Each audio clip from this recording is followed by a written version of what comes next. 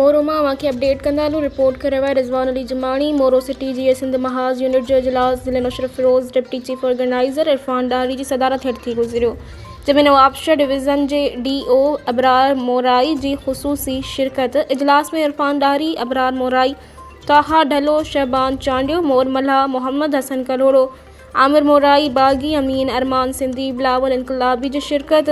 जंहिंमें city unit मोरो जे 3 रुकनी organiser body 60 ॾींहंनि लाइ मुक़ररु कई वई आहे, जंहिंमें हेठियां उहिदेदार मुक़ररु कया विया आहिनि। Chief organiser Shahban Chandio, deputy chief organiser ताहा ढलो, ऑर्गेनाइज़र मोर मल्हा खे मुक़ररु कयो वियो आहे। सिटी यूनिट मोरो ते मुक़ररु उहिदेदारनि खे ज़िले डिप्टी चीफ ऑर्गेनाइज़र इरफान डारी हलफ़ खणायो। इजलास में फ़ैसिलो कयो वियो त 7 अगस्त सिंधी ॿोली जी पहिरीं शहीद अब्दुल रज़ाक सुमरो जी वरसी जे मौक़े ते जीअं सिंध महाज़ तालका मोरो तरफ़ां रैली कढी शहीद जे मज़ार ते क़ौमी परचम जी चादर चाढ़ी वेंदी।